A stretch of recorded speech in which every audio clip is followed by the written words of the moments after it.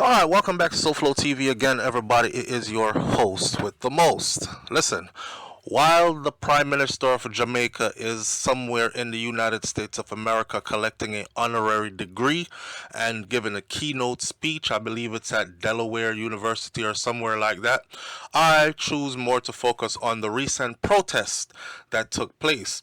It says that members of the Jamaica diaspora on Friday held a demonstration and counter-protest on the streets in front of the Jamaica Consulate in Manhattan, New York.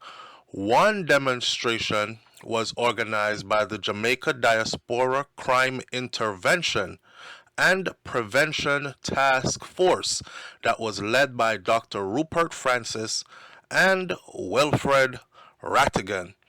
Listen, the media in Jamaica was trying to downplay this, saying that, only about 80 people showed up, and of the 80 people that showed up, there were 12 on the other side and 80 on one side. You can see by the video that it was more than 80 people there. Why the need to downplay it, to make it seem as if, it is so insignificant that barely anybody showed up? Yes, there could have been more people that showed up, but this video right here is a little bit of beat and teach. Alright? So, for the longest, I have tried to get the Jamaican people who are living outside of Jamaica to understand how powerful they are. We've been told many times over by people who live in Jamaica and who have never left Jamaica or spend the greater deal of each year of their life in Jamaica, even though they might travel, that those of us who live outside of Jamaica have no right to speak about what is going on in Jamaica. You see the conundrum? You see the foolishness? Right. So I've been beating my brows trying to get my Jamaican people to understand that the most powerful group of Jamaicans are actually the group of Jamaicans who live outside of Jamaica. Quiet as kept. An education moment for many. Today you might have just found out that there are more Jamaicans living outside of Jamaica in other countries around the world than there are actual Jamaicans living in Jamaica. Now I want you to repeat this to yourself, and I want you to say it again. There are more Jamaicans living outside of Jamaica in other countries around the world than there are Jamaicans living in Jamaica. This is what makes them very powerful. Their remittance dollars is what makes them powerful. Remittance dollars means monies that are sent in cash, Western Union, MoneyGram, whatever ways you send cash, dollars, money, transfers, bank-to-bank transfers, looking after their family members and friends, and those funneling their income from overseas to invest in Jamaica by purchasing property and opening businesses, etc., etc. They are in a position of power in comparison to the Jamaicans that live in Jamaica. Now, please don't take this as a competition thing, because I don't want anybody to feel like I am pitting Jamaicans who live outside of Jamaica against Jamaicans who live inside of Jamaica. Quite to the contrary. My goal is to unite Jamaicans living outside of Jamaica with Jamaicans living inside of Jamaica, so them can stop call we foreigner, so they can stop looking at us as strange people and tourists, so we can work together to establish what will become a better Jamaica, not just for now, but for future generations to come. Now, this particular demonstration that was held in New York City recently, it was about violence, and it was about the climate of violence in Jamaica. Now, somebody might say, why are they so concerned about Jamaica if they don't live in Jamaica, especially when it comes to violence? Well, let me give you a little idea why. A lot of Jamaicans that left Jamaica for a better life. So a lot of people went off into the world, into countries whose money is worth a lot more than Jamaican money, into countries that had more opportunities to offer than Jamaica had to offer, but they never turned their backs on Jamaica. Most Jamaicans that leave Jamaica, their dream is to make it back to Jamaica one day after they had established themselves, full up a bank account somewhere, made enough money to be able to help not just themselves but others around them, and gain some expertise that they can teach as well along the way. So people have gone off to different trade schools, got their certifications. People have gone off to different colleges and universities and gotten their degrees, from lower level degrees all the way up to a doctorate degree, etc., and has accomplished great things. People from Jamaica are now serving in every facet of life in, say, the United States of America, for example, where you have Jamaicans who are mayors of cities. You have Jamaicans who are CEOs of multi-million and billion-dollar companies. You have Jamaicans who are entrepreneurs who started a business from scratch and are now multi-millionaires in the United States of America and other countries in the world. And these Jamaicans all share something in common. Guess what it is? It relates to this protest. It's the great fear of returning to their homeland, Jamaica, with all good intentions to build up a trade school, to open up something where the youths in communities can vibe and come, a computer center, and learn. And then you are targeted. And then somebody say, yo, say, him just come from foreign. Yeah, man, say there's something when build up over there, so, and the business when up and down there, so. And then next thing you know, you are extorted, and you are robbed, and you are, God forbid, murdered. Those situations. So with the crime wave and the murder rate at the level that it is, and Jamaica being a place where we can clearly see that gangs are more in control than law enforcement is. Shout out to the law enforcement officials. Wanna get basket for carry water. Because let's take, for instance, the influx and the inflow of guns. Jamaica doesn't have any gun factories, yet Jamaica is loaded with guns. And guess who always has guns? The criminals. But then you have the FLA in Jamaica, who is very biased at how they give out the right to bear arms to the citizens, law-abiding, tax-paying citizens. So most of them are left at the mercy of armed gunmen who, in many cases, are not afraid to confront even law enforcement officials. It's a scary look for somebody who is looking to return home, to invest their monies they've made over the years, and to lend their expertise to the next generation coming up to make Jamaica a better place for now and for the future. This is one of the things that has been crippling Jamaica, because a lot of people who are highly skilled and highly learned in whatever the case the field may be, they have decided to never return to Jamaica again. And if they do, they are locked inside of an all-inclusive resort. They spend some time with the family. They barely venture out. So they are picked up at the airport. They are taken to their resort. They spend their time there. And then they are taken from the resort back to the airport when they leave. So they don't even see Jamaica anymore. And then for those who do venture out, do you know what it feels like to come home and you are so scared? You lock yourself in the house all day. After spending all year bragging in the US about how I can't wait to go to Jamaica and I have fun. And a lot of them come to Jamaica and then they're afraid to go outside and afraid to really go somewhere. Yeah, you might go down the road and go get some food here and this there, but you're not out and about like you would want to be. In a time gone by, we used to be able to be out and about. I'm talking about being out under the stars, partying till morning light. People of all ages, right? And the soup man, and the jerk pan, and the bar sell off, and it's a good vibe, and no crime and no violence, and these kind of things. Nowadays, people are skeptical and people are scared. Jamaica comfortably does over 1,100 murders every single year, and has done so for well over 15 to 20 years now. This is something that a lot of people overlook. So I've always wondered, why do all these high profile people visit Jamaica and say they care about Jamaicans, yet they never address the government's inability to curb the murder rate in the country? And that curbing the murder rate in the country thing is not just a gang problem, it's a multifaceted problem. It is a dragon that has 7 heads for real. For instance, let's talk about one angle, which is reprisal killings.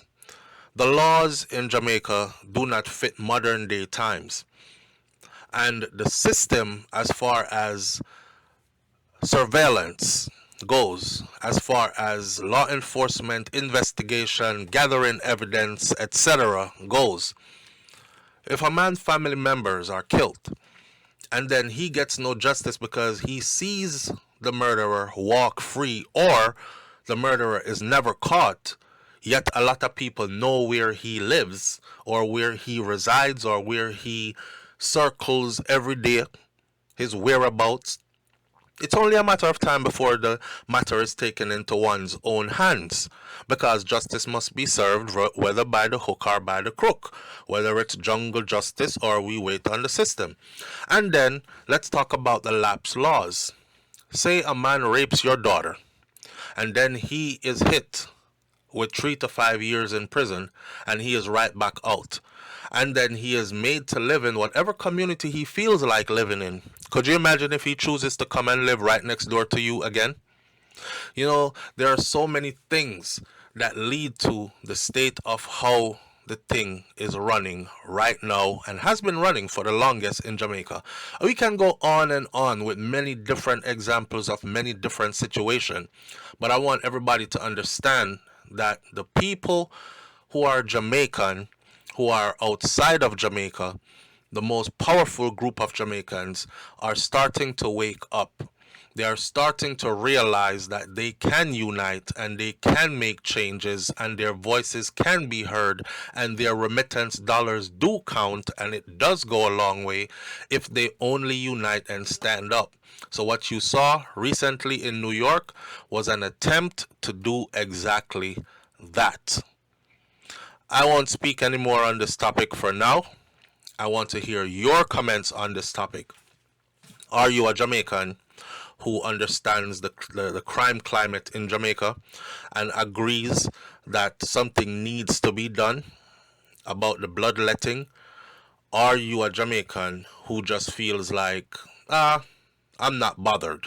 Which one are you? Are you a Jamaican that left Jamaica many moons ago and you would like to return, and you would like for this to be the place that you actually one day retire to and live out the rest of your days, but you are too afraid to do it because you do not want to be a victim of crime and violence? Leave your comments in the comment section below. Make we talk up the things then, and I'll catch you on the next video. This is just for thought provocation today. I'm out. Hit that subscribe button. Peace.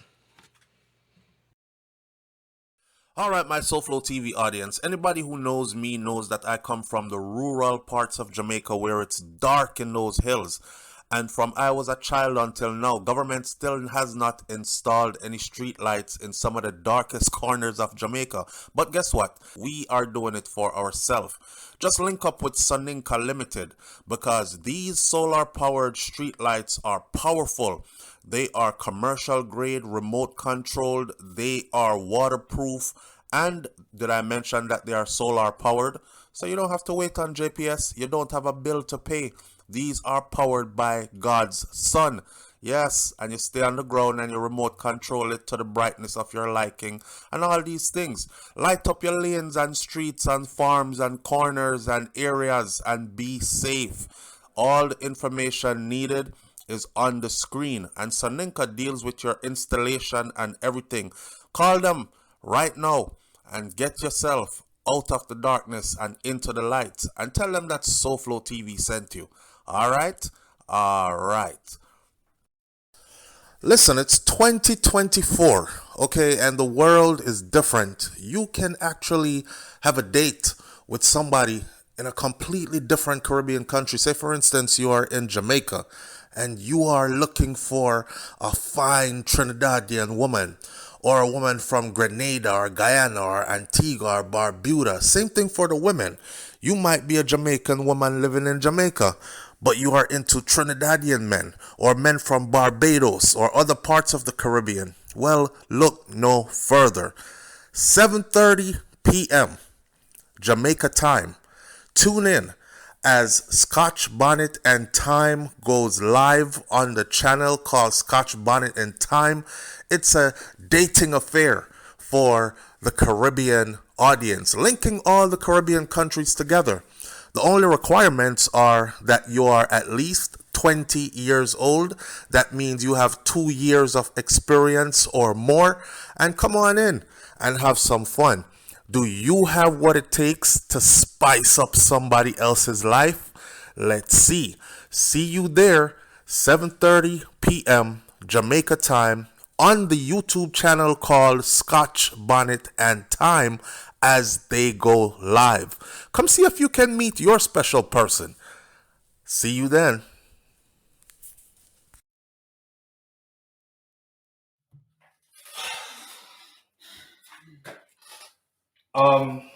May I show up? May I show you up? May I show you up? Come here, come here.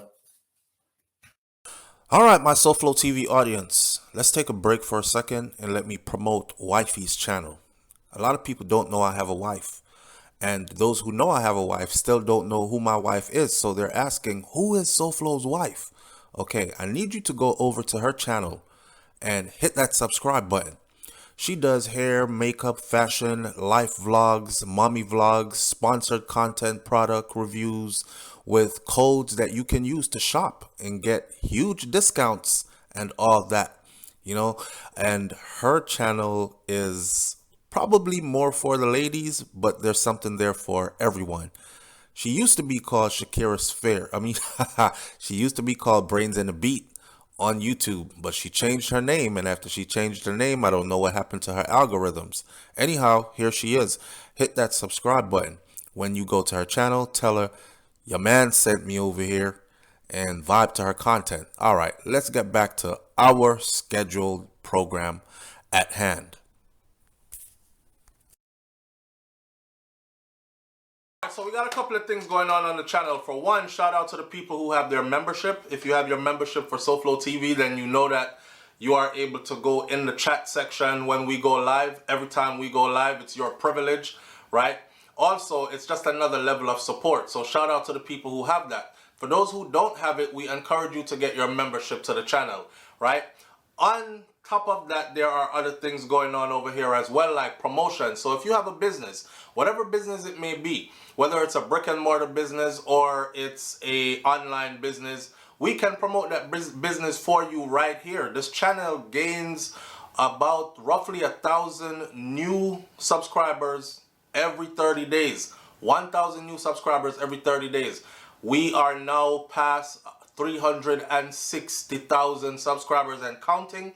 So it's a good place for you to put your business before the eyes of the audience, especially if your business has anything to do with the Caribbean, right? And reach out. Just reach out to us and we'll put something together for you. I have packages that can fit everybody's budget and we can all get along. If that's the word I'm supposed to use, get along. But everybody can eat our food, basically, right? So again, regardless of whatever your business is, just remember that I do promotions over here on SouFLoTV. So reach out, let me get your package together, whether you are a musician, putting out a new project, an album, a single, if you run a tailor shop, if you run a restaurant, if you run, whatever the case may be, if you're a DJ, and you a disc jockey who play at parties, your services could be available, advertise here, whatever the case may be, I got you. All right. And again, shout out to the people who subscribe to the channel every time you, or hit the thumbs up every time you watch a video, and shout out to the people who are subscribed to the channel. Big up to the people who come through and don't subscribe but they watch the content anyways. You don't think a time for you to subscribe now, eh? You don't think it's time for you to subscribe now? A time for you to subscribe now, man. Hit the subscribe button right down there, so Yeah, and click the bell next to the subscribe button so you are notified every time a new video goes up on SouFLoTV.